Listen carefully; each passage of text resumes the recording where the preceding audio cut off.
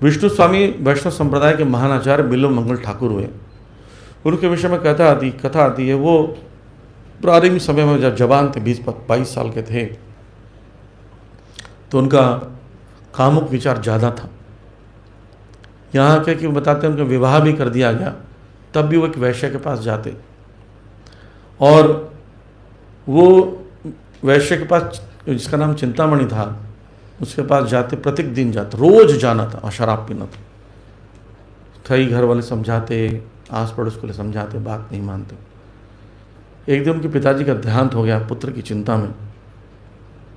तो पिताजी की चिता जल रही है और वहाँ खड़े हैं। पुराने ज़मानों का नियम था, पिता की या जिसके भी चिता जलकर पूरी तरह भस्म ना हो जाए, शांत ना हो जाए, तब तक चिता को बुखाग्नि देने वाले को जाना नहीं चाहिए। ये विधि थी। आजकल तो कपाल क्रिया करो चलो बोलते हैं, लेकिन ये विधि था। तो चिता जल रही है तो उसके मन में चिंता आ रही है, चिंतामणि से मिलना है वैश्य से। और तेज वर्षा होने लगी। लोग समझा रहे हैं, ब्राह्मण आदि समझा रहे हैं, नहीं रुको, पिता की चिता को शांत होने दो। बोलते बस, जो मेरा कार्य था मैंने समाप्त कर दिया, अब मुझे मत रोको। चले जाते। घनघोर तेज वर्षा हो रही है और तूफान जैसा स्थिति है, नदी में उफान आ रहा है।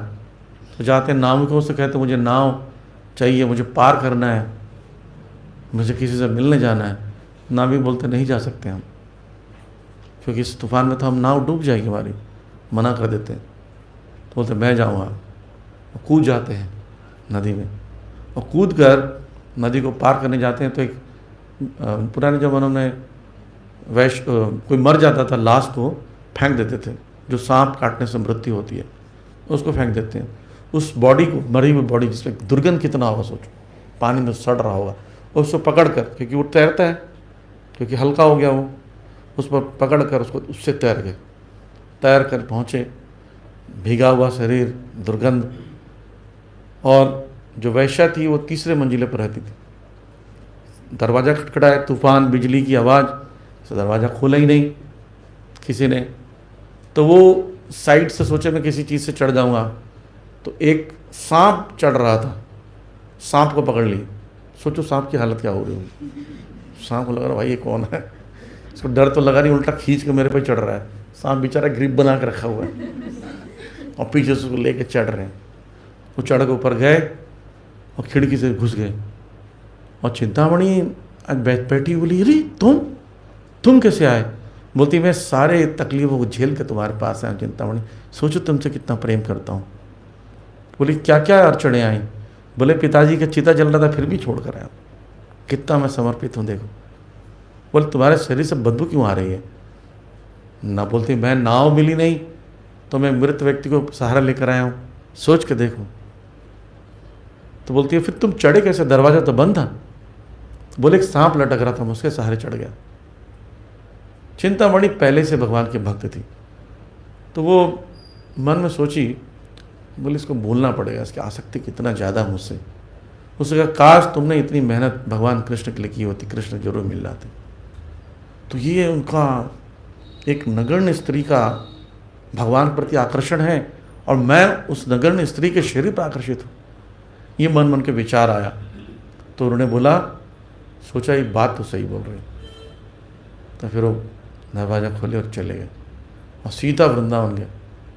चलते चलते वृंदावन पहुंचकर वह हर स्थान में ढूंढते हैं, कृष्ण कहाँ हो तुम, कृष्ण कहाँ हो। भजन करते रहते, गाते रहते, गाते गाते स्फूर्ति होती, शुद्धिकरण होने लगा। यमुना में स्नान करते, वहाँ पर जमीन में लौटते, जितने भी ब्रजरज में लौटते, लोगों की सेवा करते, जो कोई बाबा समझ के भोजन ले जाता खाते। और धीरे धीरे धीरे वो कितने सारे गीत गाने लगे। लेकिन एक बार मन में उनके बार हमेशा मन में भावना रहती कि चिंतामणि ने मुझे सही रास्ता दिखाया। अगर चिंतामणि तो मेरी गुरु के समान है, चिंतामणि मेरी पथ प्रदर्शक गुरु है, ऐसा बोलते। ड्यूटी तो थी। पर एक दिन क्या हुआ, एक सुंदर ब्राह्मण स्त्री ब्रजवासी वो जा रही थी, तो उनको देखे, बोले कितनी सुंदर स्त्री है। उसके पीछे पीछे चलने लगे और हिम्मत नहीं हो रही कि सड़क में बात भी करो। उस स्त्री पीछे देखते रही थी, कोई पुरुष आ रहा है, कोई वैष्णव आ रहा है, तिलक लगाए हैं, साधु हैं, नाम जप कर रहा है, मेरे पीछे पीछे क्यों आ रहा है? तो बोले कोई नहीं, साधु है, कुछ शायद ज़रूरत हो। अंदर गए, उसने दरवाज़ा बंद कर दिया डर के। कमरे में अपने काम करने चले गए, पति कुछ बोला नहीं। तो ये गए, खटखटाया, तो हस्बैंड ने दरवाज़ा खोला। तो बोले अरे आइए वैष्णव जी आइए। घर में बैठाया, उनके चरण धोए, उनको माल्यार्पण किया। पत्नी को बोले भोजन लाओ, हाँ कुछ खाने को दो, पीने को दो, खिलाए पिलाए। बोले आपकी क्या, आपकी सेवा कर सकते हैं, आपको कुछ हमसे चाहिए? तो बोले आपके घर में एक सुंदर स्त्री प्रवेश करी है। बोलते मेरी पत्नी है। बोले मैं उसका आलिंगन करना चाहता हूँ। सीधा बोल दिया उन्होंने।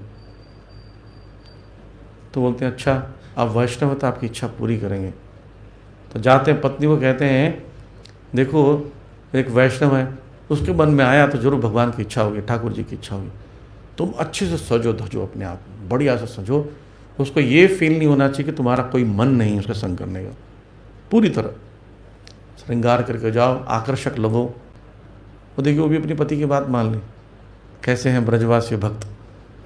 तैयार होकर जाते हैं तो बिल्व मंगल ठाकुर को भगवान बुद्धि देते हैं कि कैसा मैं पुरुष हूँ, और मैं वहाँ से मुझे वैश्य ने भगाया यहाँ पर समझाए के, और मैं यहाँ अगर एक ब्रजवासी भगवान के शुद्ध भक्त, उसके प्रति ये भाव रख रहा हूँ। तो बोलते हैं जरा आपका हेयर पिन देना। हेयर पिन मांगते हैं और आँख फोड़ देते दोनों। बोले ये आँख ही दोषी है, तो ये बुरा बुरा देखती, मैं देखूंगा नहीं तो मेरे मन में बुरा नहीं, और खून की रक्त धारा बढ़ने लगती।